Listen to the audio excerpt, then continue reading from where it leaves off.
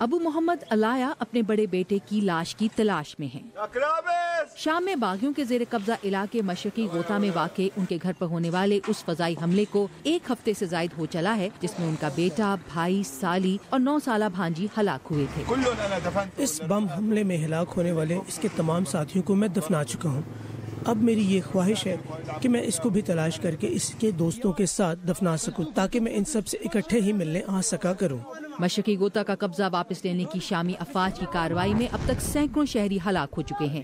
شام کے صدر کا کہنا ہے کہ کارروائی جاری رہے گی۔ جب تک وہاں ایسے شہری موجود ہیں اور جو کہ ہماری رائے میں مشرقی غوطہ میں اکثریت ہیں جو کہ دہشت گردوں کے قبضے سے نکل کر ریاست کے کنٹرول میں آنا چاہتے ہیں، تو اس کے لیے جنگ بندی ہونی چاہیے، ایسی جنگ بندی جس سے اگر ایک شخص بھی وہاں سے نکلنا چاہتا ہے تو نکل سکے۔ صورتحال میں یہ تبدیلی باغیوں پر 15 دنوں سے جاری ہلاکت خیز حملوں اور ایئر اسٹرائکس کے بعد سامنے آئی ہے۔ جانے بچانے کی کوشش میں ہزاروں زیر زمین سرنگوں اور تہ خانوں میں پناہ لیے ہوئے ہیں۔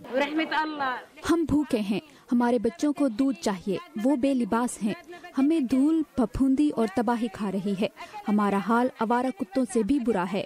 اقوام متحدہ کی سیکیورٹی کونسل کی جانب سے 30 روزہ جنگ بندی کا مطالبہ شام کی حکومت نے نظر انداز کیا ہے۔ روس کی جانب سے 5 گھنٹے روزانہ کا جنگ میں تعطل بھی بے فائدہ ثابت ہوا۔ یہ سیز فائر مؤثر ثابت نہیں ہوئی۔ روس نے مضحکہ خیز ہیومینیٹیرین کوریڈور کا اعلان کیا ہے۔ روس کو ملک بھر میں اسی جنگ بندی پر عمل درآمد کرنا چاہیے جس پر اقوام متحدہ نے اتفاق رائے کیا ہے۔ وائس آف امریکہ سے بات کرتے ہوئے ایک تجزیہ کار اور سابق سفارتکار ڈیوڈ میک نے کہا ہے کہ بظاہر شام میں تشدد کی حالیہ لہر اسد حکومت کے لیے فائدہ مند دکھائی دیتی ہے، لیکن اس بات کا امکان نہیں کہ شامی عوام بشار الاسد کے اقتدار کو دل سے قبول کر لے گی۔